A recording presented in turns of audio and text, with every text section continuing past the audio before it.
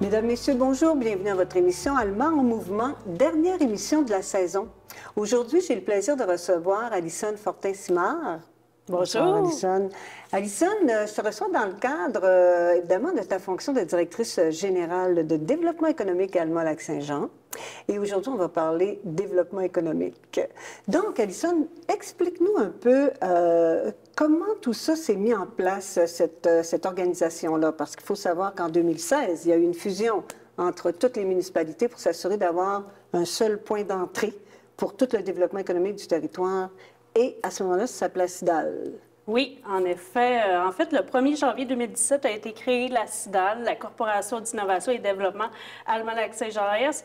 Donc, au courant de l'année 2016, en fait, l'ensemble des municipalités, la MRC et Ville d'Alma se sont joints pour créer un seul et même levier de développement économique afin d'avoir un outil solide pour le développement économique de notre territoire. Et évidemment, ça touche plusieurs volets. Quels sont ces volets?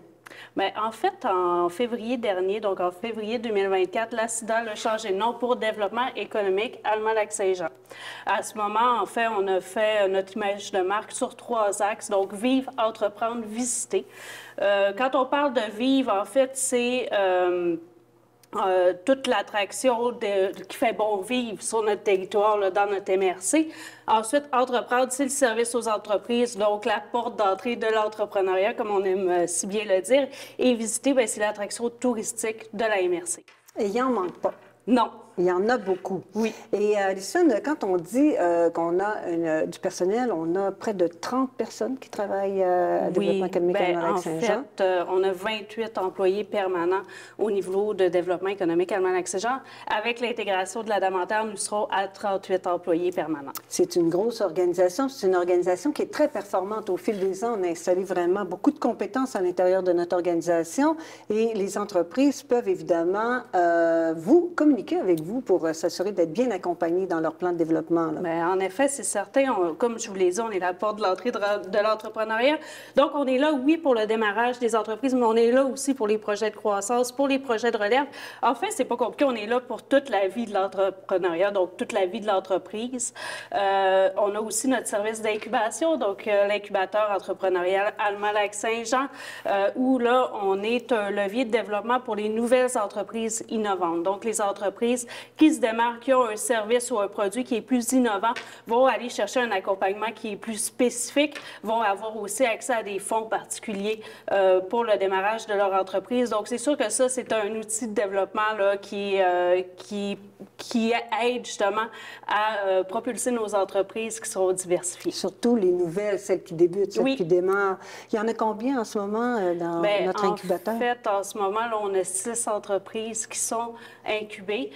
C'est certain qu'on cherche toujours, c'est entrée continue, donc c'est pas des cohortes comme dans certains incubateurs. Nous, on est vraiment multisectoriel, on est territorial, donc on est en entrée continue pour vraiment là, être là au bon moment. On a un service, oui, d'incubation, mais on a un service aussi de pré-incubation pour les entreprises qui ne seraient pas tout à fait prêtes à être incubées. Donc, on s'assure de les incuber au bon moment parce qu'un cycle d'incubation, c'est 1 an et une entreprise peut en faire seulement 3. Donc, peut être incubée maximum 3 ans. La pré-incubation nous sert justement à déterminer c'est quand le bon moment pour aller chercher l'incubation.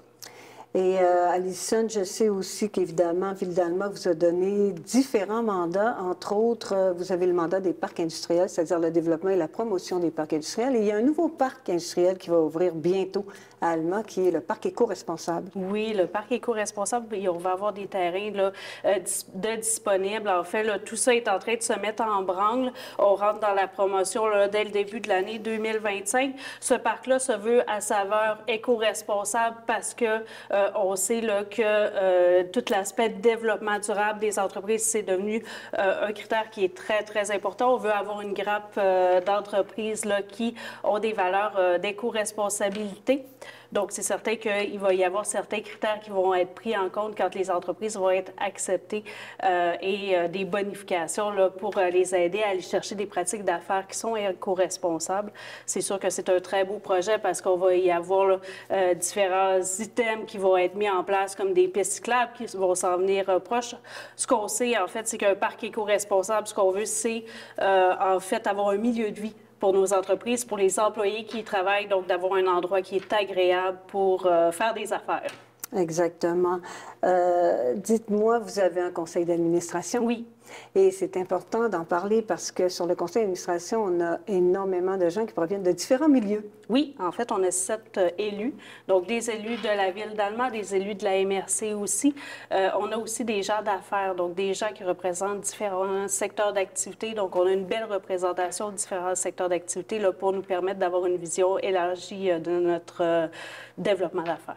Prendre les meilleures décisions possibles. Exactement. Il y a plusieurs fonds qui existent dans notre organisation. Il y a entre autres un nouveau fonds qui s'appelle le FSDA. Oui. Le Fonds de soutien et de développement d'Alma, c'est un fonds qui cumule là, une aide financière remboursable et une autre non remboursable. Donc, c'est un très beau levier là, pour les entreprises d'Alma qui ont des nouveaux projets. C'est pour les projets d'entreprises en démarrage, mais c'est aussi pour les projets de croissance. On a différents critères, mais c'est certain que les entreprises qui veulent aller optimiser leurs pratiques d'affaires, qui veulent mettre en place des nouveaux projets aussi, qui veulent diversifier leur offre de services. Donc, ce fonds s'adresse là, à ces entreprises-là.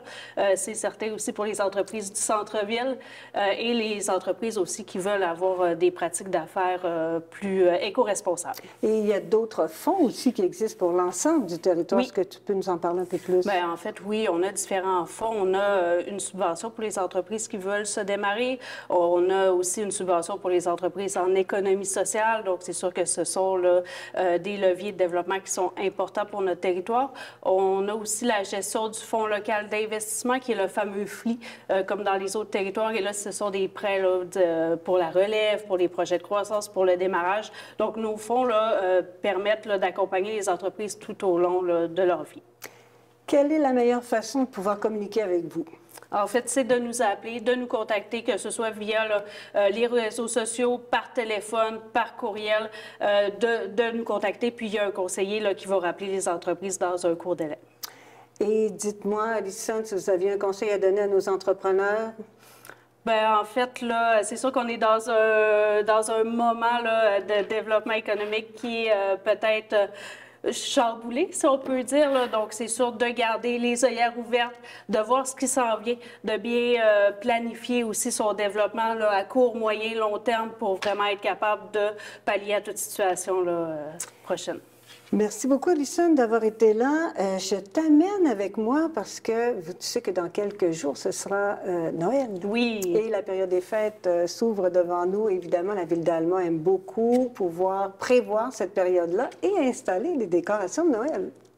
Et à ce titre, Mélissa Raté a fait une tournée avec nos équipes pour voir comment ça se préparait tout ça. Alors donc, si tu permets, on regarde ça ensemble? Oui. À tout de suite.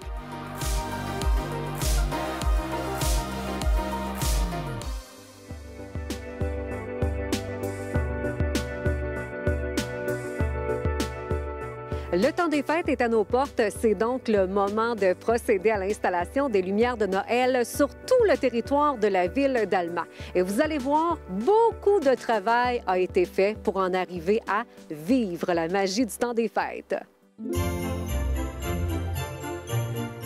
Les activités vont rondement. On a commencé à faire nos installations à l'entour du 1er novembre.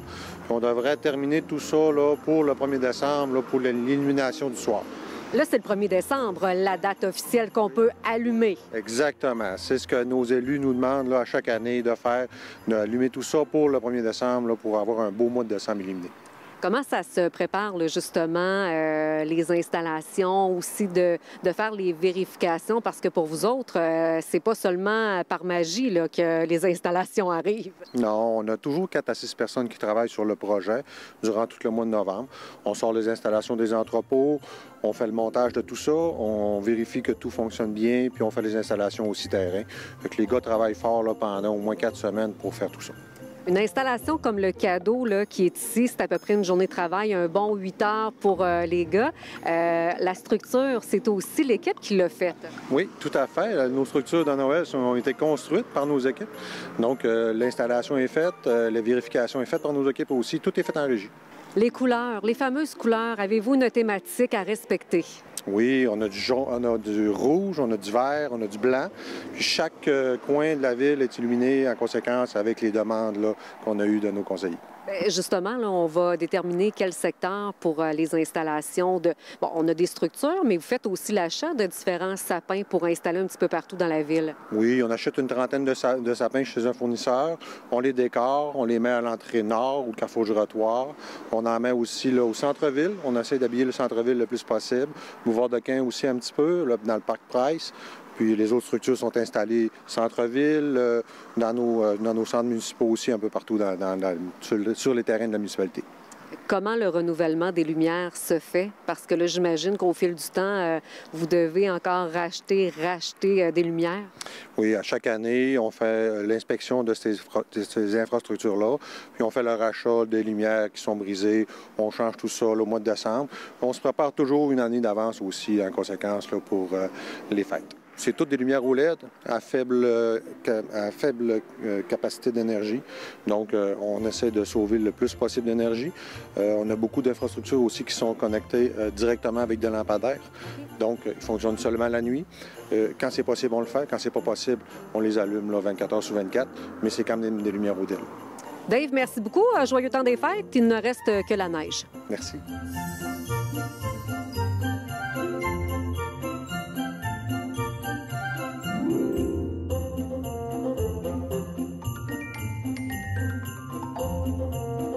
Bon, les gars, j'espère que vous avez pris les plus beaux sapins de Noël pour Madame la mairesse, là. Elle veut que ça soit beau, Alma.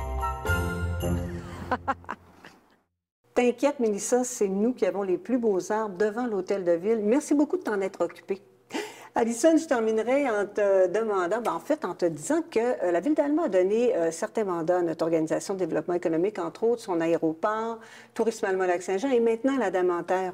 Oui, en fait, c'était dans la création de notre organisation d'intégrer tous les leviers de développement économique à même la même organisation de développement économique. Donc, à la création, on a eu l'intégration de l'aéroport d'Alma, ensuite Tourisme Alma-Lac-Saint-Jean. Maintenant, on s'en va vers l'intégration de la Damentaire au 1er janvier 2025. Donc, c'est sûr que la Damentaire est un levier de développement économique. Donc, pour avoir un développement unifié là, au niveau de notre municipalité, l'intégration fait tout son sens. Absolument. Alors, on va souhaiter qu'en 2025, nos entreprises aient beaucoup de succès. Je te souhaite à toi aussi une très belle année 2025 et à toute l'équipe de développement économique Alma-Lac-Saint-Jean. Merci. Bonne année à vous aussi et à toutes les entreprises du territoire. Merci beaucoup. Alors, il me reste à vous souhaiter, chère population, une très belle année 2025, de très joyeuses fêtes et un bon retour pour l'an prochain. Merci beaucoup à Nous TV de nous avoir accompagnés tout au long de cette saison.